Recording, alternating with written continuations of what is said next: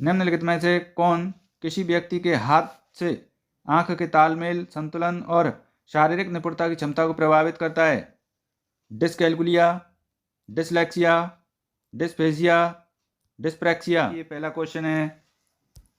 अभिकथन ए दिया है, एक बच्चा 11 महीने में चलना सीखता है जबकि दूसरा 15 महीने में चलना सीखता है। तर्क आर भी दिया है, व्यक्तियों में विकास भिन्न भिन्न दरों पर होता है। कौन सा विकल्प सही होगा? आंसर है ऑप्शन नंबर ए और आर दोनों सही हैं और आर सही व्याख्या करता है ए की। अगला क्वेश्चन है, विकास निम्न में से किस पर निर्भर है? आनुवंशिक बनावट, भौतिक वातावरण, सामाजिक सांस्कृतिक कारक।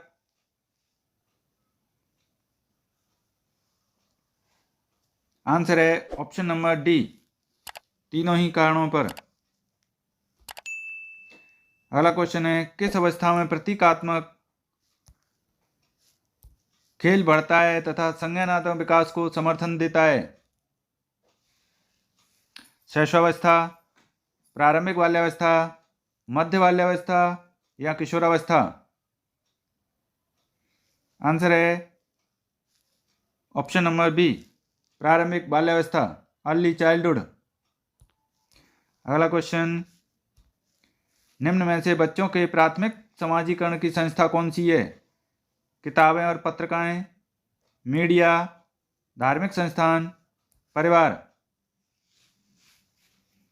आंसर है ऑप्शन नंबर डी। अगला क्वेश्चन, एक 5 वर्ष की बच्ची यह तर्क करने में विफल रहती है कि जब पानी को एक लंबे और संकीर्ण गिलास से एक चौड़े बर्तन में स्थानांतरित किया जाता है तो पानी की मात्रा समान रहती है। पियाजे के अनुसार इसका क्या कारण है? वह प्रतिवर्ती सोच नहीं रखती, वह लक्ष्य निर्देशित व्यवहार नहीं करती, वह प्रतीकों का इस्तेमाल नहीं कर सकती, वह नकल नहीं कर सकती। आंसर है ऑप्शन नंबर ए। अगला क्वेश्चन,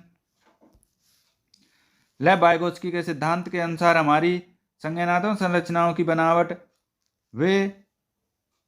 हमारी संज्ञानात्मक प्रक्रियाओं में बदलाव किसके द्वारा होता है? इनाम, सांस्कृतिक उपकरण, स्कीमा, संज्ञानात्मक द्वंद्व? आंसर है ऑप्शन नंबर बी।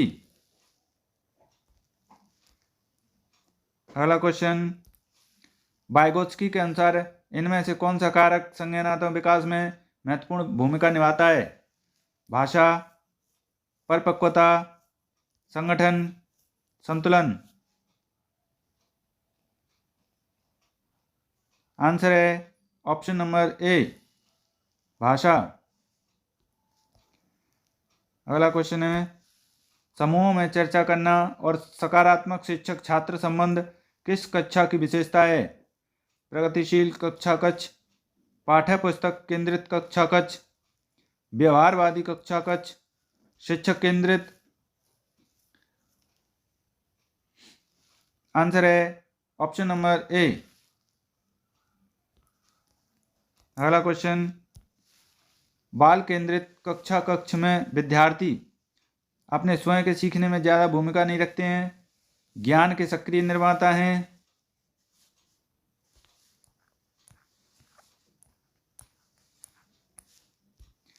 कोरी पट्टी के रूप में देखे जाते हैं, निष्क्रिय रूप से शिक्षकों का अनुकरण और अनुसरण करते हैं?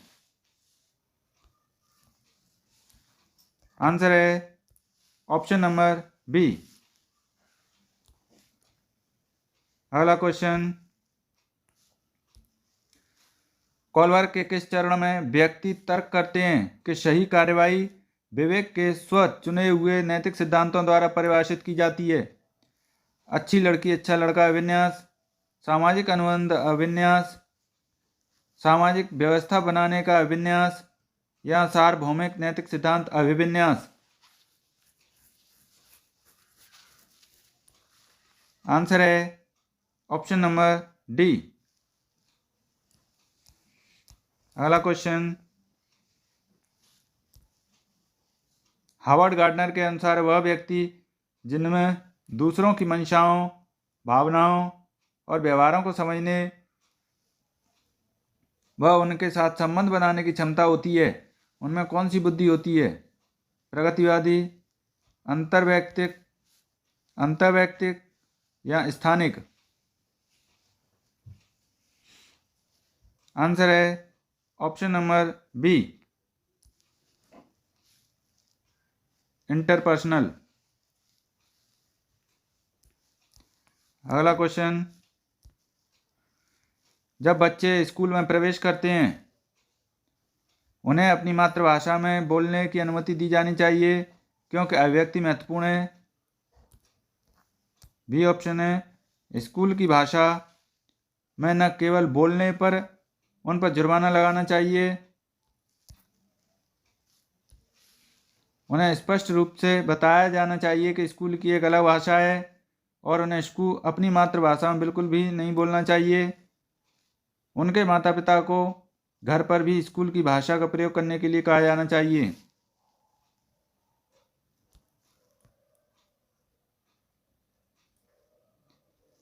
आंसर है ऑप्शन नंबर ए। अगला क्वेश्चन, लड़कों को उपहार में खेलने के लिए अक्सर कार और यांत्रिक ब्लॉक जबकि लड़कियों को गुड़िया व चित्रकारी के संसाधन दिए जाते हैं। यह अनुपयुक्त प्रथा क्या दर्शाती है? जेंडर स्थिरता, जेंडर समता, जेंडर पक्षपात या जेंडर सशक्तिकरण?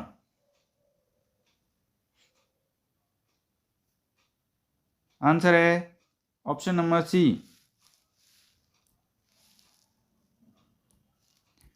अगला क्वेश्चन, एक शिक्षिका को बच्चों को अपने आप से बात करने को क्या प्रतिक्रिया देनी चाहिए? उसे हतोत्साहित करना चाहिए क्योंकि वह आत्म केंद्रीयता को बढ़ावा देता है, उसे हतोत्साहित करना चाहिए क्योंकि इसके द्वारा बच्चा अपना खुद का ध्यान भंग करता है,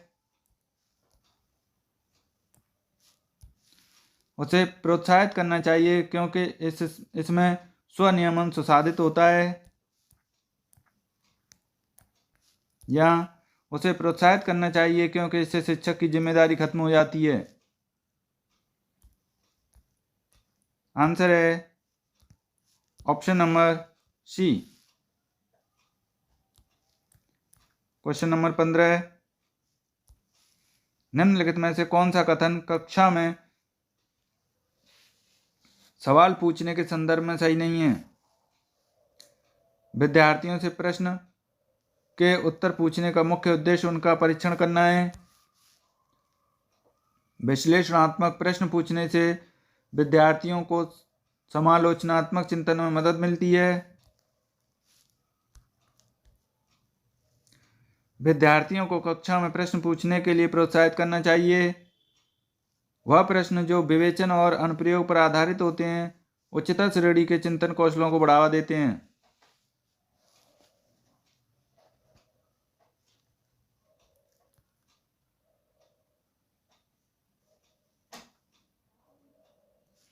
आंसर है ऑप्शन नंबर ए। इसमें नहीं पूछा है तो नहीं के हिसाब से ऑप्शन ए सही होगा। अगला क्वेश्चन है, समावेशी शिक्षा के लिए निम्न में से कौन सहायक है? विद्यार्थियों के बीच प्रतिस्पर्धा की भावना, अनम्य पाठ्यक्रम और अनम्य स्कूल कैलेंडर, विद्यार्थियों की आवश्यकता के अनुसार उचित आवास, सख्त शिक्षक केंद्रित शिक्षा शास्त्र?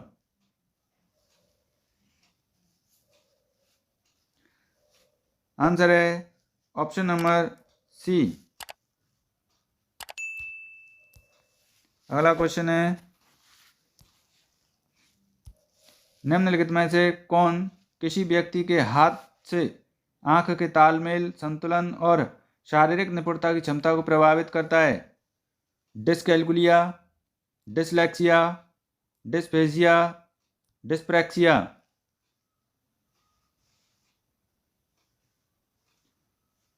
आंसर है ऑप्शन नंबर डी, अगला क्वेश्चन है, उन विद्यार्थियों के सफल समावेशन के लिए जिन्हें दृष्टिबाधिता है, एक शिक्षिका को क्या करना चाहिए? आसपास की चित्र रूपी सामग्री में मौखिक स्पष्टीकरण जोड़ें। इन विद्यार्थियों को हस्तलिखित नोट्स दें। विषय वस्तु को पढ़ने के लिए ब्लैक बोर्ड का प्रयोग करें। उन्हें स्कूल के एक अलग संकाय में दाखिला दें।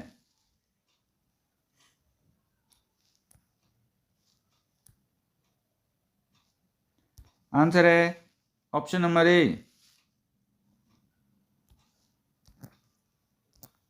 अगला क्वेश्चन है, जनजातीय समुदायों के विद्यार्थियों के सफल समावेश के लिए एक शिक्षिका को निम्न में से किससे बचना चाहिए? उनके दैनिक जीवन और परिवेश से उदाहरण शामिल करना, उनके सामाजिक सांस्कृतिक संदर्भ को महत्व और सम्मान देना, पाठ्यक्रम में उनकी संस्कृति में प्रचलित लोकगीतों और गीतों को शामिल करना, या ऑप्शन डी दिया है, उन संप्रदायों को पढ़ना जो उनके जीवन के लिए पूरी तरह अप्रासंगिक हैं।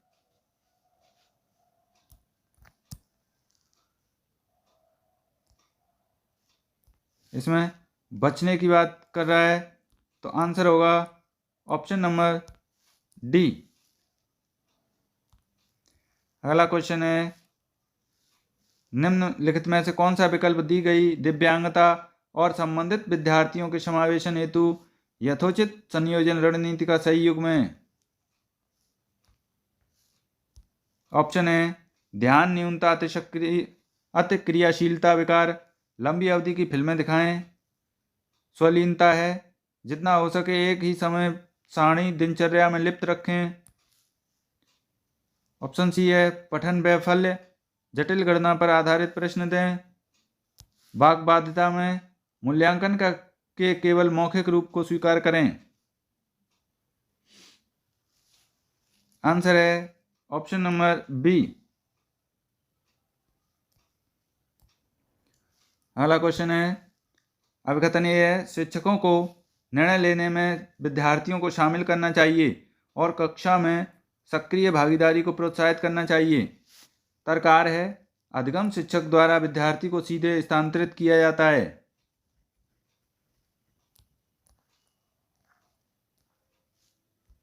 आंसर है ऑप्शन नंबर सी। ए सही है लेकिन आर गलत है। अगला क्वेश्चन है, विद्यार्थी निम्न में से किसे नए ज्ञान के निर्माण का आधार बनाते हैं? ऑप्शन ए है, जो उनके द्वारा पहले से ही समझा और माना जाता है। ऑप्शन बी में, जो उनके लिए अस्पष्ट और अप्रासंगिक है।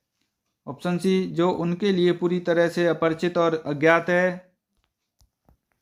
ऑप्शन डी है, जो उनके वर्तमान संज्ञानात्मक स्तर से बहुत परे है। आंसर है ऑप्शन नंबर ए, जो उनके द्वारा पहले से ही समझा और माना जाता है। अगला क्वेश्चन, सीखने के सामाजिक संदर्भ के संबंध में निम्नलिखित में से कौन सा कथन सही नहीं है? संप्रेषण व अंतःक्रिया सीखने के लिए महत्वपूर्ण है। सीखने का सभी कार्य व्यक्ति द्वारा उनके दिमाग में किया जाता है। विद्यार्थी स्कूल में अपनी संस्कृति से बहुत सी समझ लेकर आते हैं। जब विद्यार्थी एक दूसरे की सहायता करते हुए सहयोगात्मक रूप से काम करते हैं तो उनका अधिगम सुदृढ़, प्रबलित व परिष्कृत होता है।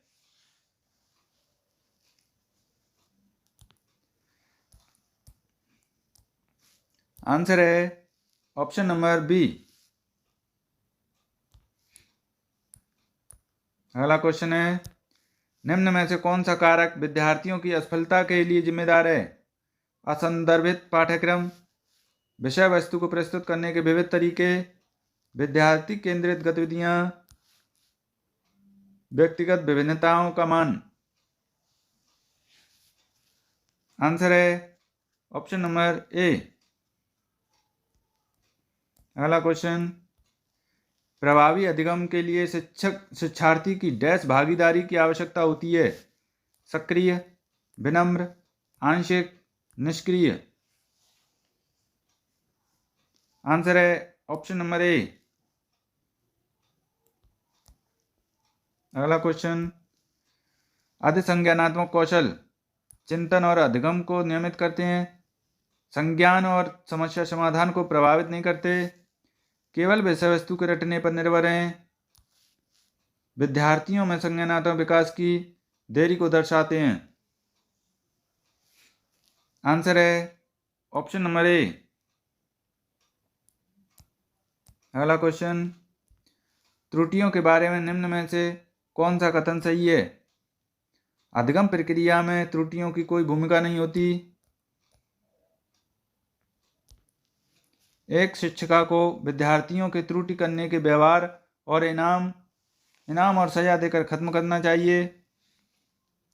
त्रुटियों पर चर्चा और विश्लेषण द्वारा उन्हें अर्थपूर्ण अधिगम में बदला जा सकता है। विद्यार्थी अपनी त्रुटियों की स्वयं खोज और सुधार करने में सक्षम नहीं होते। आंसर है ऑप्शन नंबर सी। अगला क्वेश्चन, अधिगम और सूचना प्रसंस्करण एवं संवेगों और प्रवृत्ति का संबंध किस प्रकार का है?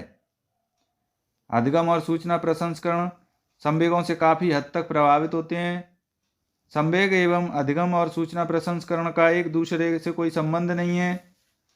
सकारात्मक संवेग अधिगम और सूचना प्रसंस्करण को नकारात्मक रूप से प्रभावित करते हैं। नकारात्मक संवेग अधिगम और सूचना प्रसंस्करण को सकारात्मक रूप से प्रभावित करते हैं। आंसर है option number A. 29 number question है,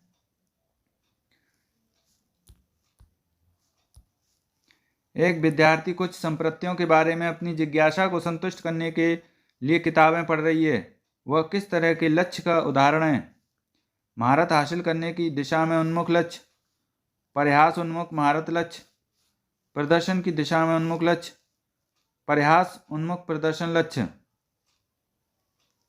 आंसर है ऑप्शन नंबर ए।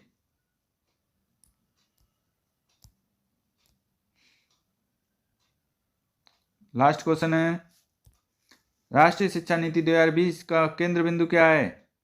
कठोर पाठ्यक्रम, शिक्षा शास्त्र और मूल्यांकन, बहुविषयकता और समग्र शिक्षा शास्त्र, परीक्षा की ओर और उसके लिए सीखना, आकलन के योगात्मक तरीकों को अपनाना। आंसर है ऑप्शन नंबर बी। तो दोस्तों, अगर आपको हमारी वीडियो अच्छी लगी हो तो वीडियो को लाइक कीजिए, चैनल को सब्सक्राइब कीजिए, जिससे हमें मोटिवेशन मिलता है। धन्यवाद दोस्तों।